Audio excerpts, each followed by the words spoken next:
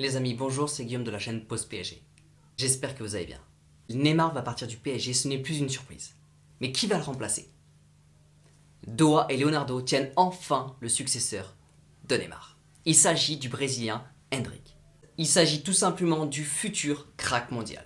Alors les amis, dans cette vidéo, je vais vous donner 4 grandes raisons de recruter ce crack brésilien dès cet été.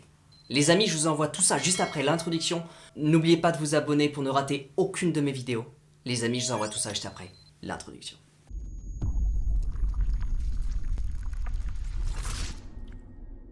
Alors on commence bien sûr par la toute première raison. La toute première, c'est qu'il n'a seulement 15 ans. C'est vu comme le futur crack mondial, il n'a seulement que 15 ans. Il est sur la piste des plus grands. Quoi de mieux pour remplacer Neymar qu'un futur crack mondial qui n'a seulement que 15 ans? C'est-à-dire que pour l'avenir, c'est ultra important. Je passe directement à la raison numéro 2. La raison numéro 2, c'est que ce n'est pas moins que le futur crack mondial. Tous les grands clubs européens ont les yeux fixés sur ce joueur-là. Quand je parle des plus grands clubs européens, je parle bien évidemment de Chelsea, Real Madrid, Manchester City et le Barça. Tous ces clubs-là ont les yeux rivés sur ce Brésilien. À seulement 15 ans, il est déjà sur la piste de Ronaldo. Il est vu comme le futur Ronaldo. Et je vous le prouve maintenant. Lors de la Coupe Copinha au Brésil, il est devenu le meilleur joueur de la compétition. À seulement 15 ans, il a fait remporter cette compétition à son club pour la première fois de son existence. Son club a remporté la Copinha du Brésil pour la première fois de l'histoire de son club grâce à ce joueur, Endrick. Grâce à ça, il est devenu aux yeux du monde entier le futur crack mondial et les clubs sont en train d'essayer de se l'arracher à seulement 15 ans. Tout a commencé à exploser dès février. Donc personne n'avait les yeux sur ce joueur-là, mais depuis février, tout le monde est en train de regarder ce joueur et ne veut surtout pas le rater. La troisième raison.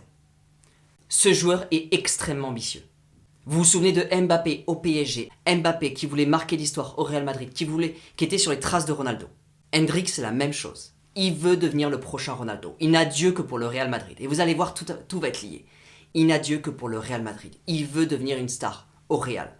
Son but, devenir l'un des plus grands joueurs du monde en Espagne. Conclusion, son rêve absolu, c'est de devenir Ronaldo en Espagne. Exactement comme Mbappé.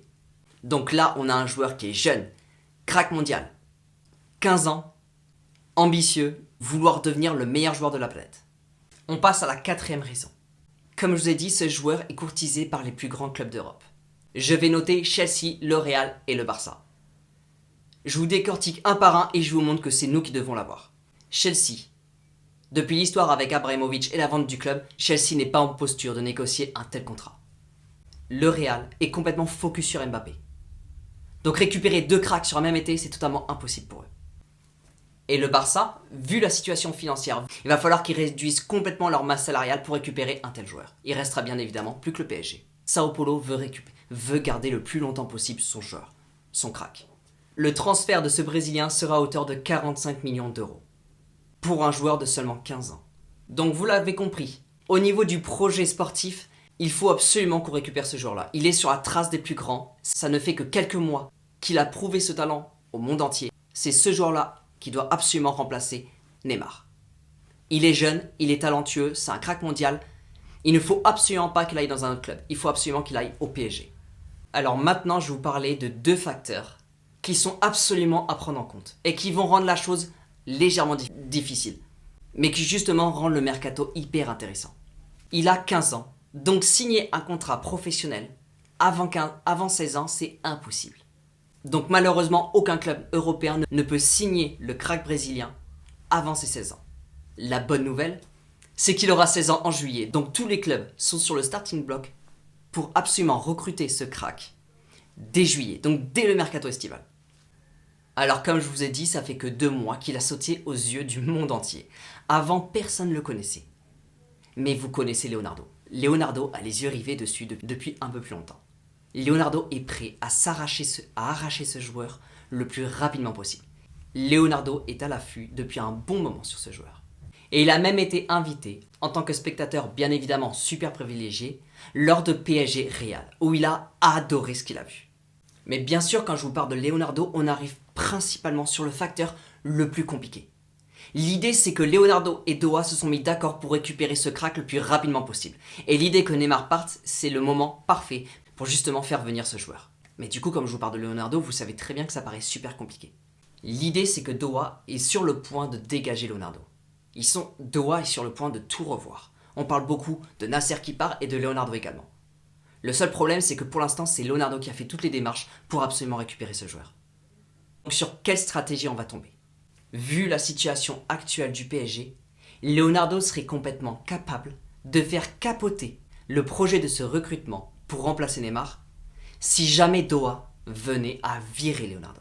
Je peux vous assurer que le Real, pour l'instant, a la priorité sur Mbappé.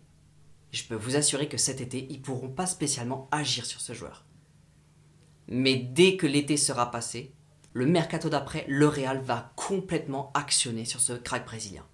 C'est cet été que le PSG, je pense, peut tout miser dessus.